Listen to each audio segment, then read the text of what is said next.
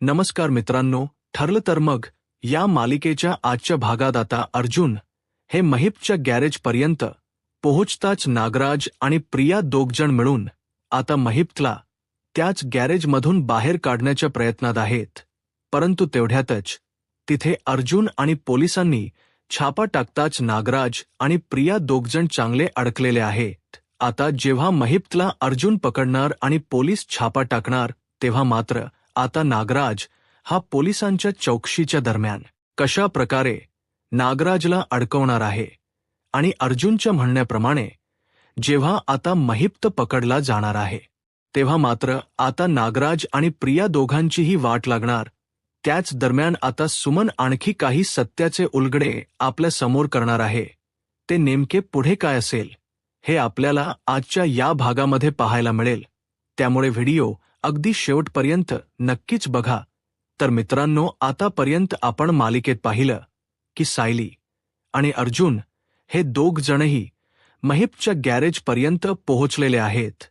परंतु नागराजने अगदी व्यवस्थितपणे आपल्या बायकोला म्हणजे सुमनला तिकडून हलवलेला आहे आणि सुमनला अगोदर ज्या ठिकाणी महिप डांबून ठेवलेला होता त्याच ठिकाणी सुमनला देखील त्याने डांबून ठेवले.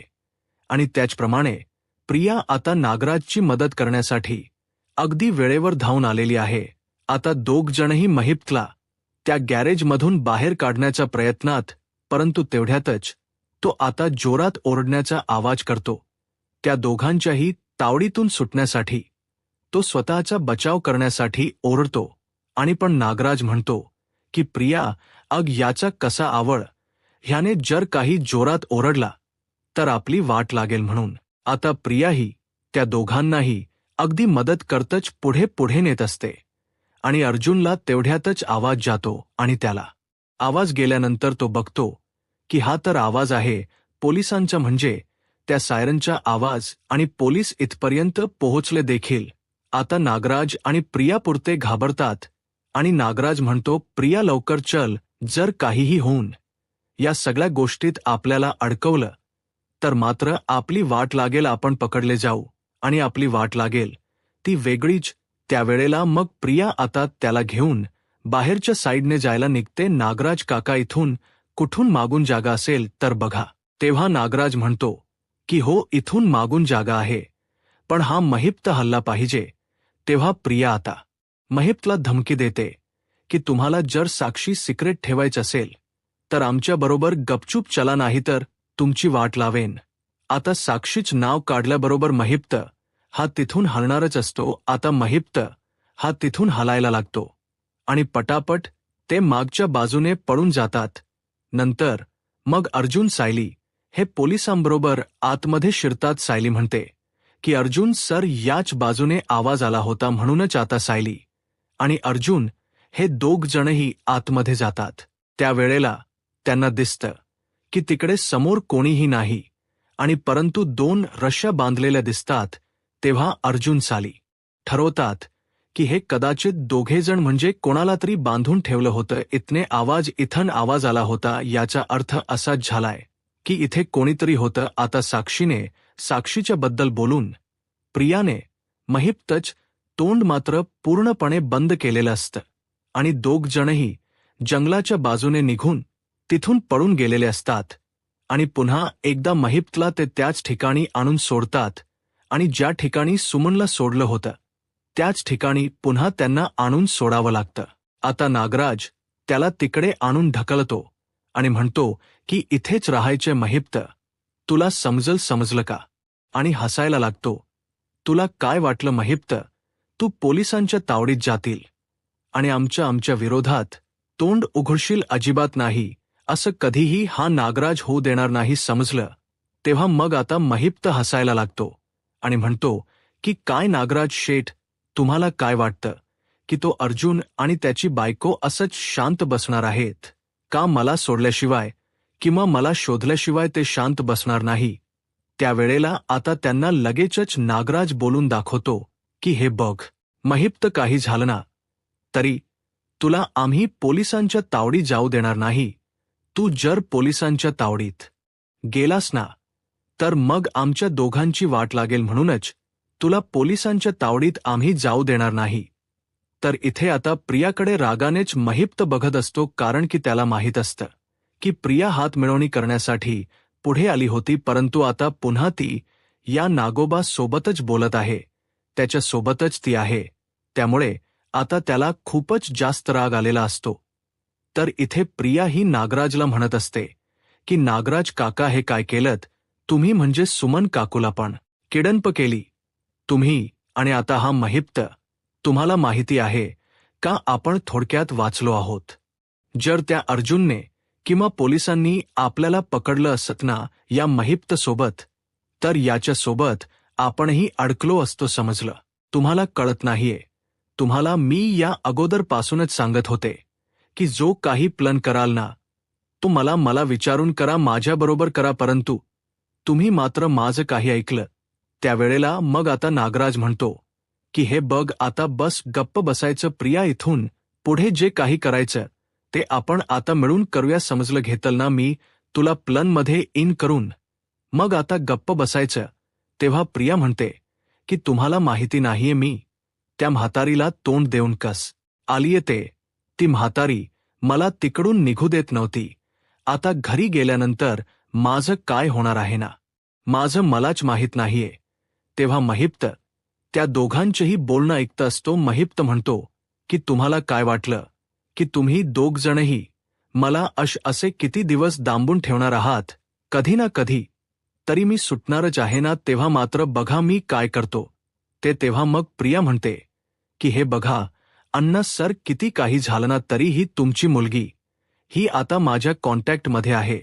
त्यामुळे जसं मी तिला पोलिसांपासून वाचवले ना, तसंच मी तिला पोलिसांच्याही ताब्यात देऊ शकते, लक्षात ठेवा. म्हणून तुम्हाला माझ्या विरोधात तर कधीच तोंड उघडायचं नाही. आणि त्याचबरोबर महिप्त म्हणतो की चिचुंद्रे, तुला तर ना मी बरोबर बघून घेणार आहे.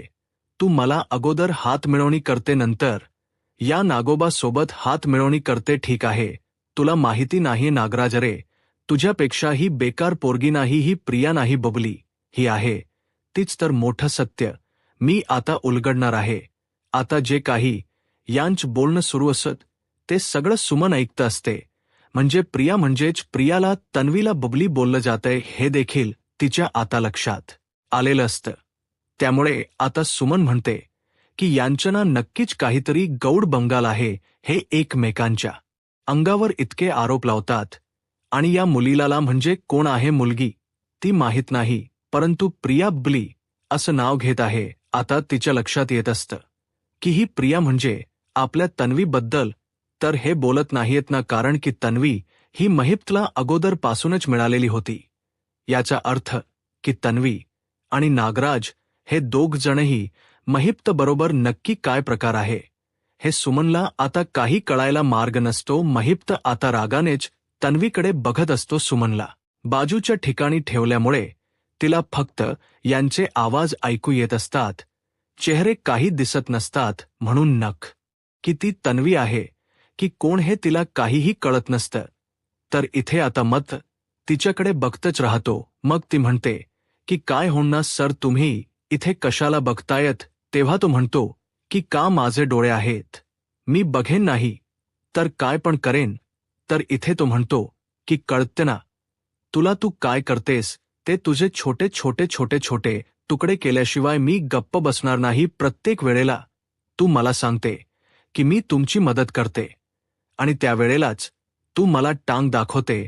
आजही तू तेच केलंस माझ्याबरोबर. तेव्हा मग ती म्हणते की काय करणार अण्णा सर, अहो जर तुम्ही पकडले गेले असते ना तर आमची वाट लागली असती, समजलं का. म्हणजे माझी, तुमची आणि साक्षीची. म्हणजे जर तुम्ही पोलिसांच्या ताब्यात गेलात तर विचार करा ना की तुमच्या लेकीचं साक्षीच काय झालं असतं. तिने ना मला अण्णा सर तर एकदम स्ट्रिक्टली सांगितले की काही झालं ना तरीही अण्णांना अडकू देऊ नकोस, माझे अन्न पोलिसांच्या ताब्यात नाही गेली पाहिजे असं तिने इतकं मला प्रॉमिस घेतले माझ्याकडून. तर मग मी ते पूर्ण नको का करू सांगा मला. तुम्ही जर पोलिसांच्या तावडीत सापडले असते ना तर मात्र साक्षीची काय हाल झाले असते. आता निदान मी तुम्हाला इथे असं भेटून साक्षीबद्दलचे अपडे तरी देऊ शकते ना. मग लगेचच महिपात म्हणतो की तू काय मला वेड्यात काढते का, म्हणजे मला वेडा बनवते की काय, इथे मला डांबून ठेवल याचा अर्थ असा नाहीये की माझं डोक गेले. तू वेडा बनवत तुझ्या त्या नव्याला डॉक्टर नव्याला समजलं, मला इथे वेडा बनवायचं नाही. जर तुला इतकीच काळजी आहे माझी आणि माझ्या लेकीची, तर माझ्या लेकीला माझ्याशी भेटव ना. तिला सांग की तुझा अण्णा कुठे आहे आणि घेऊन ये, तिला एकदा भेटू दे मला. तेव्हा नागराज आता इथे घाबरायला लागतो. तो म्हणतो की हा महिप्त हिला चांगला जाळ्या तोडेल. त्यापेक्षा तो म्हणतो की प्रिया, तू जरा बाजूला निघून जा, बघू महिप्त त्याच ते काय तो बघेल. तुला काही जास्त बोलण्याची गरज नाहीये. तुला मी इथे मदतीला बोलावलीये याचा अर्थ असा नाहीये की तू त्याच्याशी गप्पा मारत बसशील, समजलं. आता तुझं काम झाले, त्यामुळे तू निघालीस ना तरी चालेल.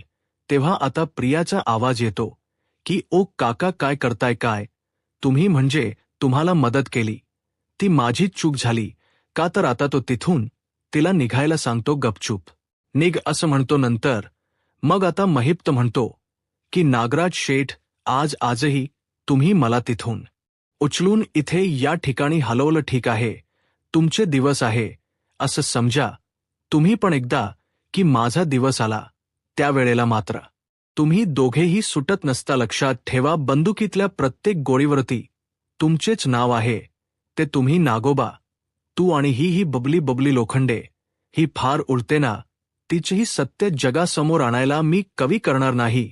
तेव्हा मग प्रिया हस्त म्हणते की हे बघा अण्णा सर, माझं सत्य नंतर आणा हो जगासमोर, अगोदर तुमचं बघा. कारण काय आहे ना, तुमची मुलगी ही तुमच्या सगळ्या गोष्टींसाठी असुसली आहे. म्हणजे अण्णा कधी येतात याची वाट ती बघत बसली. त्यामुळे तुम्ही अगोदर तुमचं बघा. असं म्हणून प्रिया आणि नागराज दोघंही महिपदला पुन्हा बडबडत असतात. नंतर इथे या सगळ्या घडलेल्या गोष्टींचा प्रकार रविराजला सांगतात. अर्जुन म्हणतो, सिनियर, म्हणजे ना मला कळतच नाही नक्की काय घडलं होतं. तिथे आम्ही जेव्हा त्या गोडाऊन मध्ये गेलो होतो ना, त्यावेळेला मला तिकडे काही माणस दिसली, म्हणजेच असल्याचा भास झाला होता. त्या ठिकाणी आवाजही आला, पण आम्ही त्या ठिकाणी पोहोचलो तेव्हा कोणीही नव्हतं. नक्की काय प्रकार होता ना, तेच आम्हाला पण समजले नाही. मग सिनियर म्हणजेच रविराज म्हणतो की म्हणजे तुम्ही त्या ठिकाणी कुठे पोहोचला होतात, काय स्थळ होतं ते. तेव्हा मग तो सांगतो की तिथे एक गॅरेज होता आणि त्या गॅरेजच्या जवळ मी पोहोचलो होतो. परंतु त्या गॅरेजमध्ये आतमध्ये कोणी नव्हतं. पण एक गोष्ट नक्की की त्या गॅरेजमध्ये ना कोणाला तरी बांधून ठेवलं होतं. 2 खुर्च्या होत्या आणि त्या खुर्च्यांच्या आजूबाजूला 2 रश्या होत्या. तेव्हा हे पाहिल्यानंतर रविराजच्या लक्षात येतं की तुझ्या लक्षात येत का अर्जुन, त्या 2 खुर्च्या होत्या याचा अर्थ असाच झाला की त्या ठिकाणी 2 म्हणजे खुर्च्या असल्यामुळे 2 जण कोणीतरी होते. आता नक्की ते कोण होते, काय होते याबद्दल काहीही माहीत नाही. मग त्यावर सायली म्हणते की नक्की कोण असतील ते लोक, नक्की कुठे असतील, काहीच कळायला मार्ग नाहीये. मग अर्जुन त्यावर म्हणतो की सायली, नको काळजी करूस, तू सगळं काही व्यवस्थित होईल. या बाबतीतलं सत्य आपल्याला शोधलंच पाहिजे. तर महिप्तला आणि सुमनला पुन्हा डांबून नागराज हा घरी आलेला असतो. तेव्हा रविराज हा त्याच्यावरती आणखीन चिडत त्याला विचारतो की काय, कुठे गेला होतास तू. तेव्हा तो म्हणतो की दादा, ऍक्च्युली काय झालं ना की मला ना सुमनच्या एका भावाचा कॉल आला होता. म्हणजे तो बघ ठाण्याला कॉल भाऊ राहतो, त्याचा कॉल आला होता. तो मला काहीतरी भेटायला बोलवत होता. तेव्हा मग मी त्याच्याशी बोलायला गेलो, पण मला असं वाटलं की तिथे ती असेल, सुमन असेल, पण त्याचं काहीतरी वेगळंच होतं. काय सांगणार ना, मला खरंच कळत नाही. म्हणजे मला वाटलं की सुमनची काहीतरी लीड लागली म्हणून त्याने बोलावलं असेल, पण तसं काहीच नव्हतं. त्याला काहीतरी वेगळंच करायचं होतं असं बोलून आता तो मुद्दामच रविराजला पुन्हा बसवण्याचा प्रयत्न करू लागतो.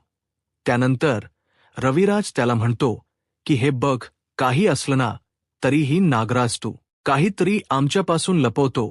हे निश्चितच काय आहे, सुमन कुठे आहे अजूनही सांग वेळ गेलेली नाही. तेव्हा मग तो म्हणतो की दादा, अरे असं काय करतो, जर सुमनबद्दल मला माहीत असतं तर मग मी तुला सांगितलं नसतं का. प्लीज असं करू नको दादा माझ्यावर, तू अविश्वास दाखवू नको. मी सगळं जे काही करतोय ना ते सुमनला शोधण्यासाठीच करतोय. आताही मी बाहेर पडलेलो ते तिला शोधण्यासाठीच बाहेर पडलेलो, आणखी काही नाही. आणि मग नागराजवर वर रविराज काही तेवढ्यात विश्वास ठेवत नाही. मनातच तो विचार करतो की या नागराजवरती अगदी बारीक लक्ष ठेवलं पाहिजे. जे सुमन करायचे तेच आपल्याला केलं पाहिजे. तेव्हा जाऊन याच्याबद्दल काहीतरी आपल्याला समजेल. सुमन इथे वैतागलेली असते. आता हळूहळू जे काही येणारे आवाज असतात तेही बंद झालेले असतात. त्यामुळे ती खूप घाबरगुंडी झालेली असते.